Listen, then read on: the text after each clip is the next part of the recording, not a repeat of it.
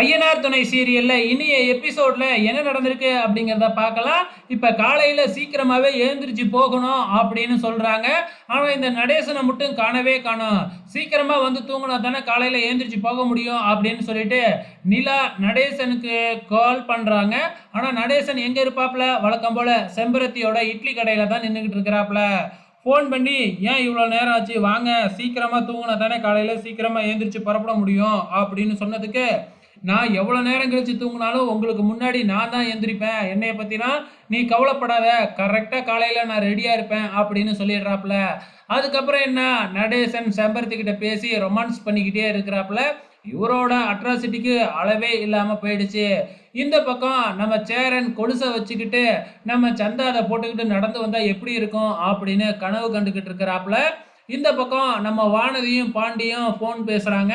அப்ப காலையில வந்து அப்படின்னு பாண்டி கூப்பிட, நம்ம வானதி இருந்துகிட்டு என்னால வர முடியுமான்னு தெரியல. ஸோ பீகார் போயிட்டு வர்றதுக்குள்ள எத்தனை நாள் ஆயிடும்? அதுக்குள்ள பிசினஸ் என்ன ஆகுறது? அப்படி இப்படின்னு வானதி சொல்லிக்கிட்டு இருக்கு. நம்ம பாண்டிக்கு பயங்கரமா கோவம் வருது. ஃபோன கட் பண்ணிடுறாப்ல.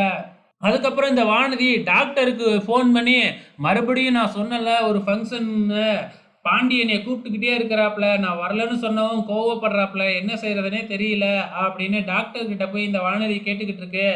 நீ இங்க 7 நாள் இல்லன்னா, பிசினஸ் உனக்கு தான் பாதிக்கும். அதுக்கப்புறம் உன்னோட இஷ்டம். நீ என்ன வேணாலும் பண்ணிக்க அப்படின்னு டாக்டர் சொல்லிடுறாப்ல. நீங்க சொல்றது தான் கரெக்ட்டு அப்படின்னு நம்ம வானதி முடிவெடுக்கிறாங்க. அதாவது போக போறது இல்லையாட்டுக்கு நம்ம வானதி.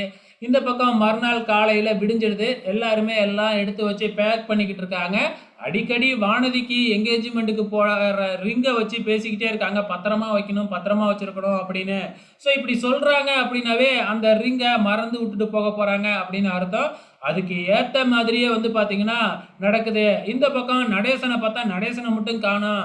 அவர் எங்க இருப்பாருன்னு எனக்கு தெரியும். நான் போய் அழைச்சிக்கிட்டு வரேன் அப்படின்னு பாண்டி கிளம்பி போறாப்ல. இந்த பக்கம் நம்ம நினைச்ச மாதிரியே நம்ம சோழன் அந்த ரிங்கை எடுத்துட்டு போயிட்டு சாமி முன்னாடி வச்சு கும்பிட்டுட்டு ரிங்கை எடுக்காம அப்படியே வந்துடுறாப்புல. ஸோ இந்த பக்கம் நம்ம பாண்டி எங்க போறாப்புல?